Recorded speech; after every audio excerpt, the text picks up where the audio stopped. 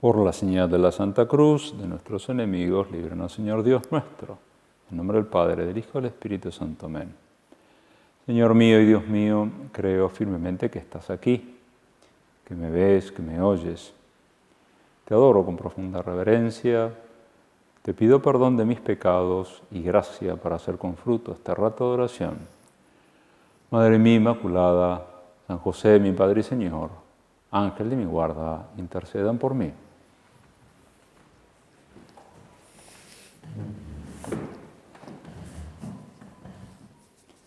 Al comenzar esta segunda meditación de este retiro del mes de diciembre, dirigido a esas personas que habitualmente asisten presencialmente en un oratorio, en una iglesia, al retiro, pero que ahora, por estas circunstancias que nos tocan vivir, hay que hacerlo de este modo virtual y grabado.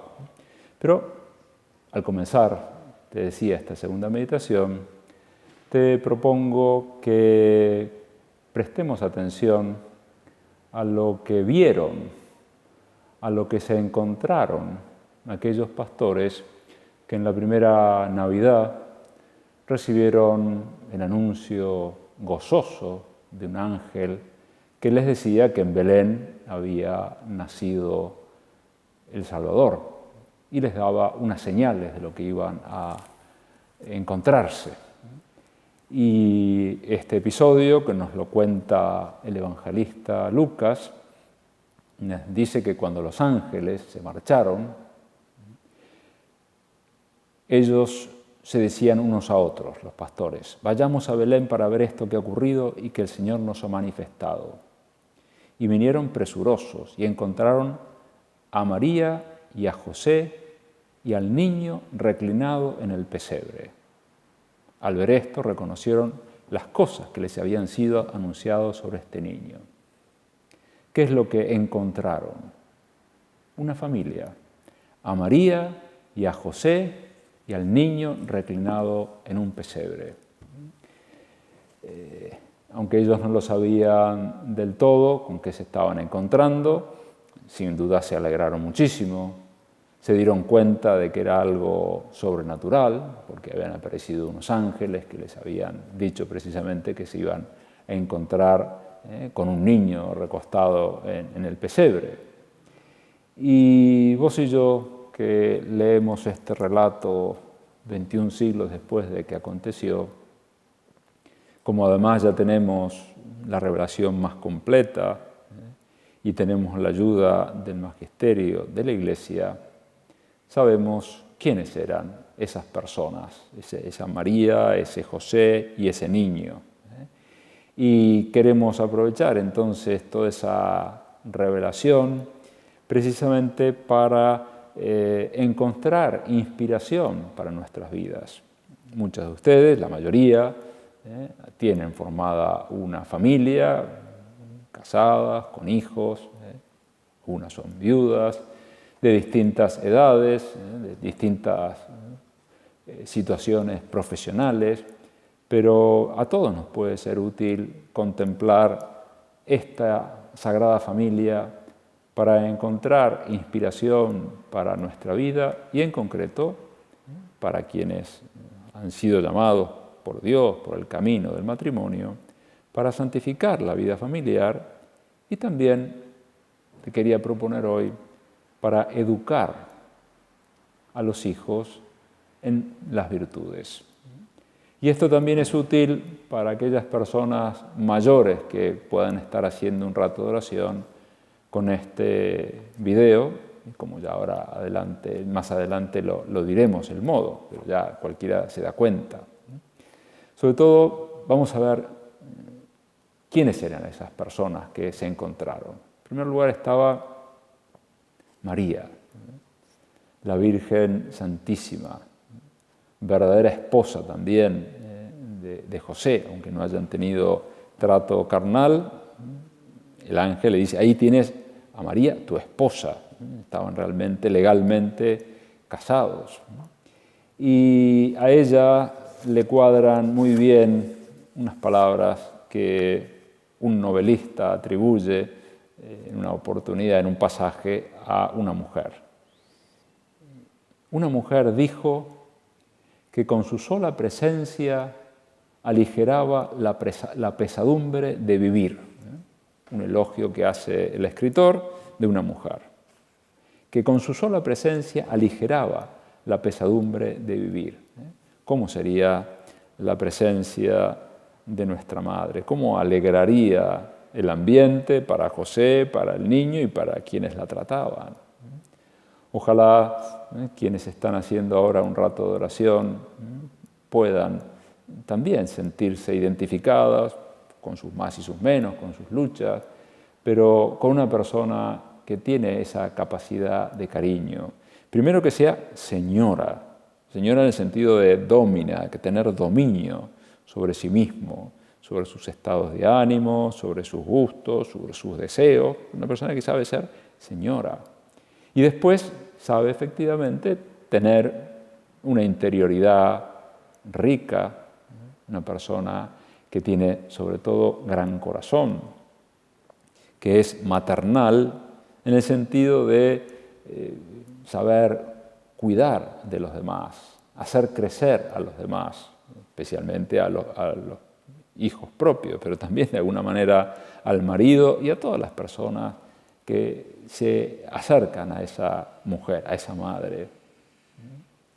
Una persona que tenga alegría de vivir y que la sepa comunicar, porque está agradecida con Dios y agradecida con la vida por todo lo que ha recibido y vive entonces también en función de los demás, viendo la manera de ayudar a los demás a estar felices, a estar contentos.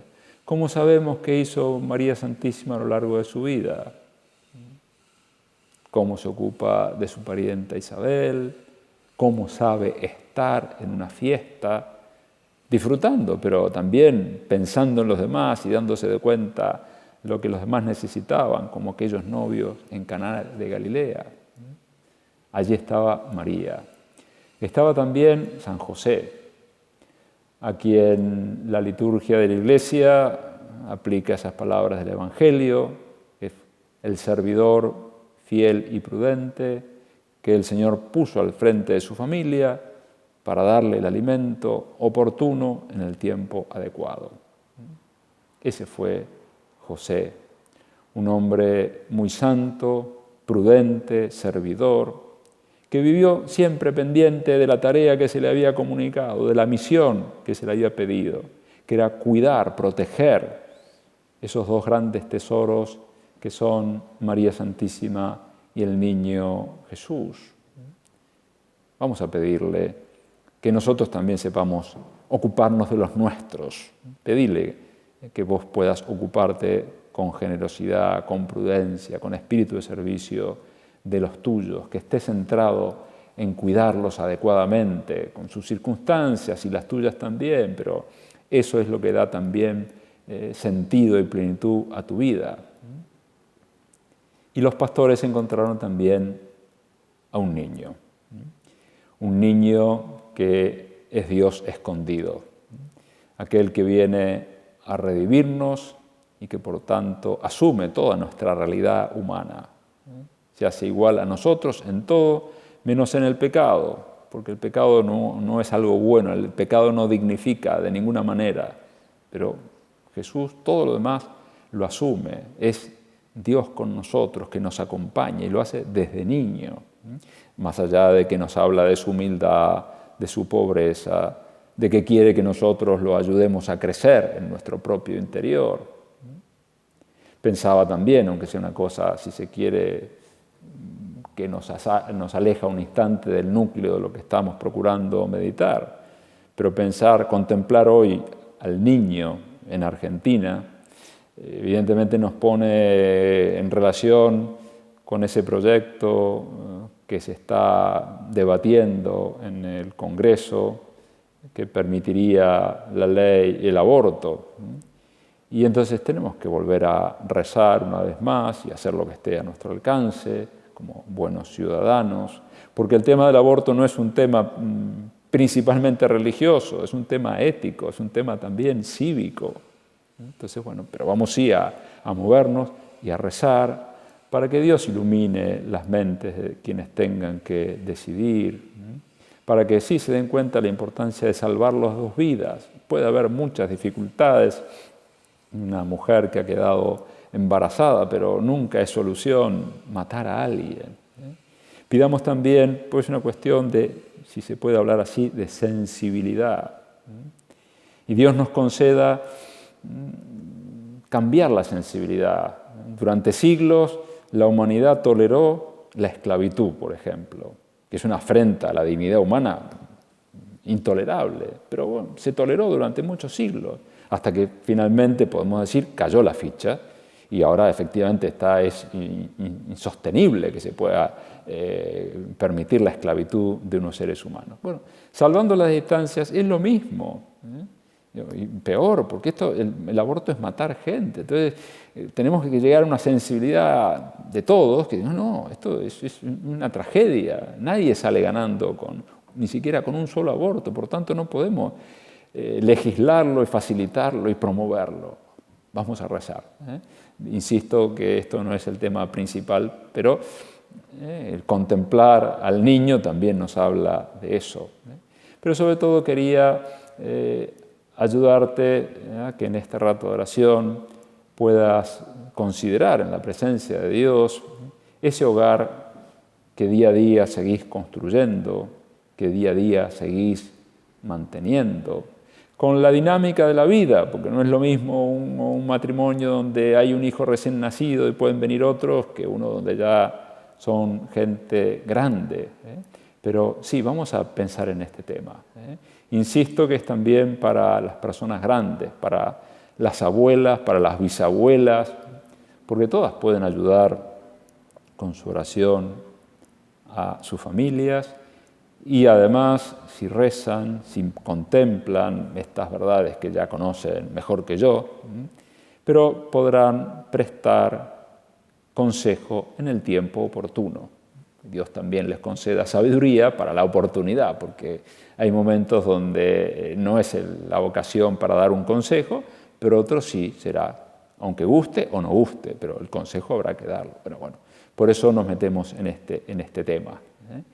Y San José María plantea el tema de la Sagrada Familia y el tema de la santificación de la vida familiar en una homilía que pronunció con ocasión de una Navidad, pero ahí dice lo siguiente: los casados están llamados a santificar su matrimonio y a santificarse en esa unión. Cometerían por eso un grave error si edificaran su conducta espiritual a espaldas y al margen de su hogar. La vida familiar, las relaciones conyugales, el cuidado y la educación de los hijos, el esfuerzo por sacar económicamente adelante a la familia y por asegurarla y mejorarla, el trato con las otras personas que constituyen la comunidad social, todo eso son situaciones humanas y corrientes que los esposos cristianos deben sobrenaturalizar. Empieza planteando cómo, en el fondo, la verdadera espiritualidad de un matrimonio está en su hogar. Y dice esa afirmación quizás negativa, pero para que pensemos, cometerían un grave error si edificaran su conducta espiritual de espaldas y al margen de su hogar. Precisamente es en su hogar donde tienen que también desarrollar su espiritualidad. Dicho de una manera, si se quiere, un poco exagerada, pero no sería sensato que una madre de familia, o un padre de familia, ahora me estoy dirigiendo más a las madres, pero también no sería sensato que un padre de familia, por asuntos piadosos, descuidara a la familia.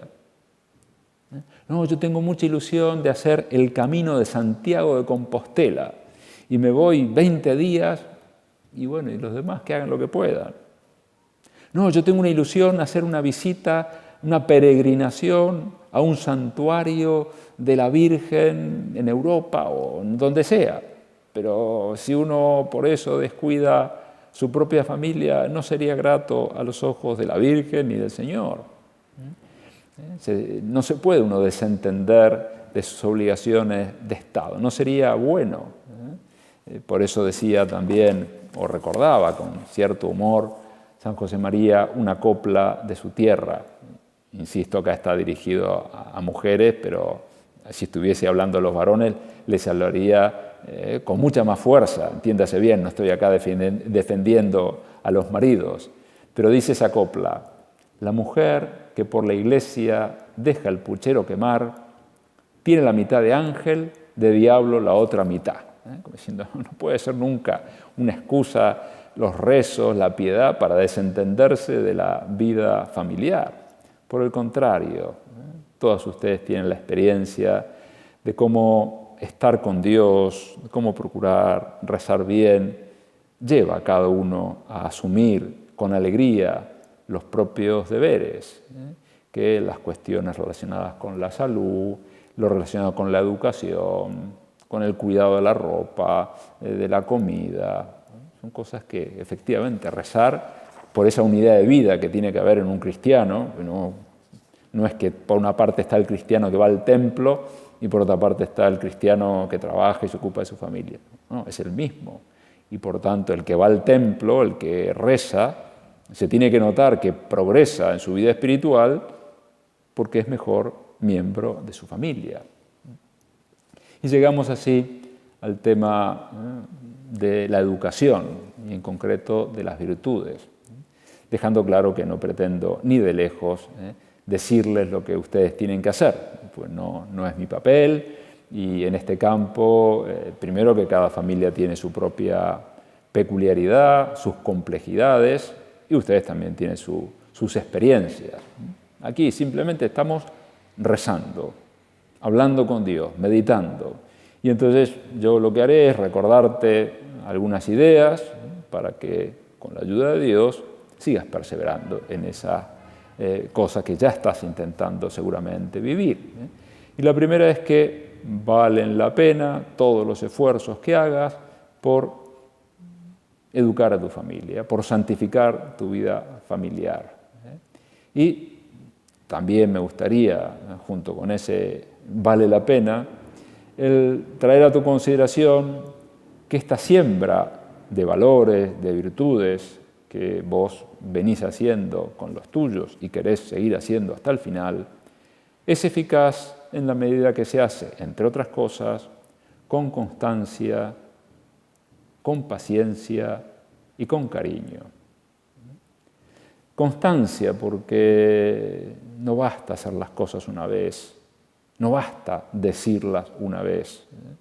Las personas vamos teniendo muchas experiencias, muchos conocimientos, muchas variables, y al hijo o a la hija que se está educando también hay que recordarle las cosas muchas veces.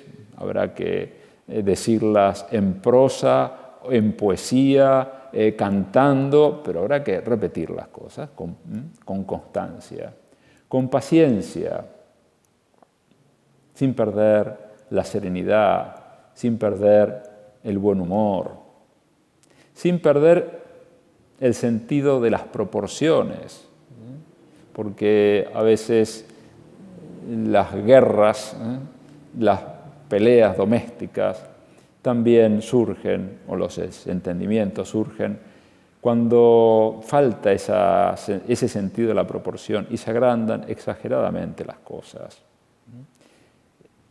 Un grano de arena es un grano de arena. Es molesto, no cabe duda, más si se pone en un ojo. Pero un granito de arena no es el Aconcagua.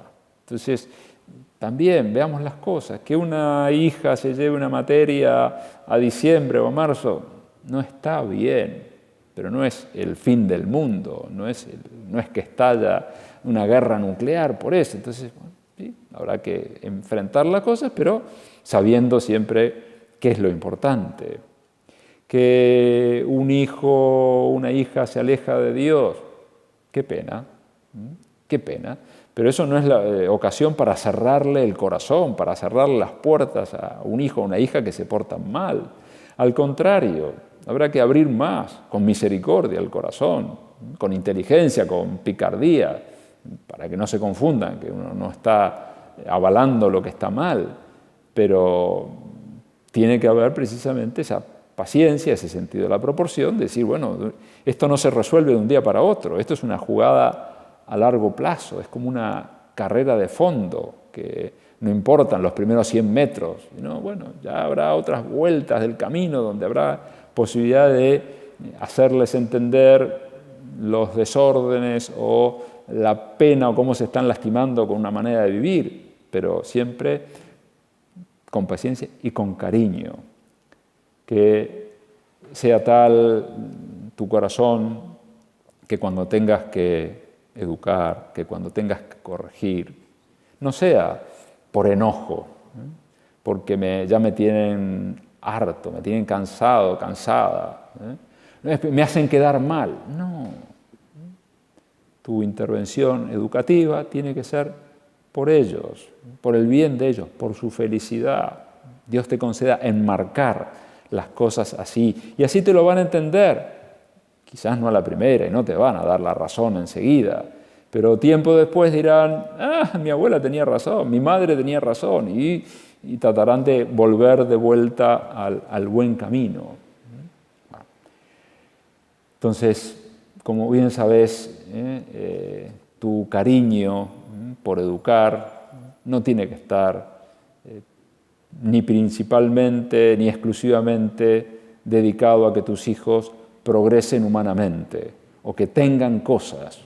La prioridad tiene que estar en el ser, más que tengan cosas, que sean buenas personas, que sean buenos hijos, que sean buenos hermanos, que sean buenos compañeros, que sean buenos amigos y con el tiempo también que sean buenos ciudadanos. Por eso una virtud importante, yo diría la más importante de las virtudes que hay que inculcar es la caridad. La caridad, eso es lo más importante. Puede ser que con los que son más chiquitos a veces haya que darle importancia a la obediencia, porque si un chiquito no hace caso, poco se puede hacer. Pero salvado esa distancia, si sabemos que lo más importante cuando son grandes es que vivan la caridad, que vivamos la caridad, intentemos fomentarla, enseñarla desde que son también chiquitos. Y en cuanto sea posible, ayudarles con todo lo relacionado con saber querer a sus padres, a sus abuelos, a sus hermanos, a los demás parientes, a sus amiguitos o amiguitas. ¿Sí? Hay que inculcarles eso, con cosas de lo más variadas.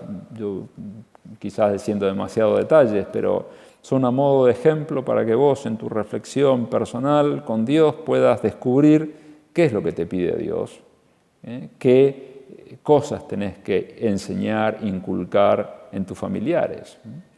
Aunque parezca mentira, una cosa muy sencilla es saludar, ¿sí? Que aprendan a saludar, aunque les dé vergüenza, aunque les dé pereza porque están enganchados con sus dibujitos animados o un videojuego. Con más razón, tienen que aprender que en determinados momentos el respeto a los demás empieza por dejar de hacer lo que uno está haciendo para ocuparse de los demás. Saber compartir es otra lección que hay que estar siempre enseñando y que entiendan que si todo lo han recibido, porque ellos no han hecho nada, todo es gratis para ellos también deben saber prestar su ropa, sus juegos y dar golosinas o lo que tengan, pero sí tienen que aprender a compartir. Que sepan perdonar, como se los perdona a ellos. Los hijos se dan cuenta rápido que con frecuencia meten la pata, si lo decimos rápido. Y bueno, y sus padres, dependerá de las cosas, serán más o menos severos, pero los perdonan. Y entonces ellos también tienen que aprender a perdonar los errores de los hermanos más pequeños o de las impaciencias de un hermano más grande, ¿no? Que no significa que da todo igual y que viva la pepa, ¿no? Pero tienen que aprender a perdonar, como también tienen que aprender a pedir disculpas. Es un tema no solamente relacionado con la caridad, sino también relacionado con la humildad. Porque la persona que aprende a pedir disculpas, aprende a reconocer sus límites, aprende a reconocer sus fallos. Y se da cuenta que, bueno, que no es perfecto y que hace a veces las cosas mal y que la vida sigue. Si uno pide disculpas y trata de rectificar, pero claro, si una persona nunca pide perdón por nada, después con el paso del tiempo se convierte en una persona intratable, porque se cree dueña de la verdad, también de su propia conducta. Entonces hay que enseñarles a pedir disculpas, aprender a servir, otra manifestación muy concreta de la caridad. Aprender a servir que también les ayuda a salir de su propio mundo. Sí, por eso es bueno desde pequeños darles pequeñas tareas, pequeños encargos, pedirles cosas, para que vean que los demás existen y que ellos también tienen que colaborar. Son apenas unas ideas nada más, como te decía, que a veces puede costar porque hay muchas cosas que hacer y no alcanza el tiempo, pero vale la pena. De las cosas importantes está la educación en estos valores, en estas virtudes, que son las cosas que a vos te llevarán al cielo, porque tus hijos, tus nietos, tus bisnietos son los talentos, parte de los talentos que Dios te ha dado, y te pide que los hagas rendir, que los hagas mejorarse. Entonces, así te ganas el cielo, también con esto ayudas a que ellos se ganen el cielo, y también la felicidad aquí abajo, la felicidad en este mundo. Tiene que ver la felicidad con el ejercicio de las virtudes, tiene que ver con la madurez en el ejercicio armónico de las virtudes, empezando, como decíamos, por esta virtud tan clave del amor y de la caridad. Entonces, vale la pena poner los medios, no solamente para que sean buenos alumnos, sí, pero eso es muy poco. De nada serviría que sean abanderados, que ganen la medalla de honor de la universidad, si no son buenas personas, si no tienen buen corazón, si son egoístones, si son personas que viven aisladas, viven su mundo. Entonces, donde más esfuerzo hay que poner es en educar en las virtudes. Y así además, lo sabes también muy bien, mejorás este mundo, mejorás la sociedad, porque de la familia se va contagiando a otras familias, a otros compañeros de esos hijos. Entonces, por ejemplo, por poner un tema, que a veces hay mucha violencia, hay mucha inseguridad, bueno, hay que conseguir que los hijos sepan pararse en este mundo, pero sin que sean personas que provocan bullying a los demás, ya sea real o virtualmente. Entonces hay que ayudar a los hijos también por elevación, que aprendan a respetar a los demás como ven que se respeta a la gente de su hogar. Por eso, como padres, es muy importante crear siempre un clima de mansedumbre, donde no haya gritos, donde no haya golpes, donde no haya cosas así dramáticas. Cuando marido y mujer tengan que resolver algo, lo tienen que resolver, pero no delante de los hijos. Y entonces, con las puertas cerradas, ahí, o saliendo al parque, ahí arreglan sus diferencias. Claro, entonces, si un hijo vive en un clima de mansedumbre, de serenidad, de respeto, aprenderá a respetar, y si no, copiará de alguna manera, a su manera, las cosas que ve. Te pedimos perdón, Señor, te sugiero que se lo pidas si alguna vez has fallado en este tema, hemos fallado, pero para recomenzar y sabiendo qué importante es eso, que se respete a los demás. Y si fuera el caso, también tendrás que hacer saber a tus hijos que no vas a permitir conductas agresivas. Es una cosa que efectivamente eso se cuida mucho. Volvamos al comienzo, que es ese pesebre que contemplaron los pastores y que les llevó a descubrir a la Sagrada Familia, a María, a José y al niño.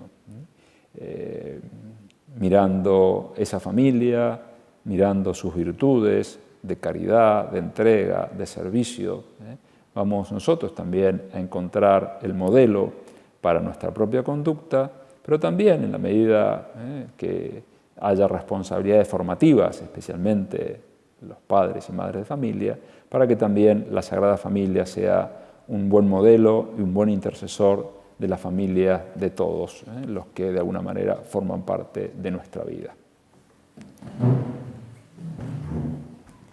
Te doy gracias, Dios mío, por los buenos propósitos, afectos e inspiraciones que me has comunicado en esta meditación. Te pido ayuda para ponerlos por obra. Madre mía Inmaculada, San José, mi Padre y Señor, Ángel de mi guarda, intercedan por mí.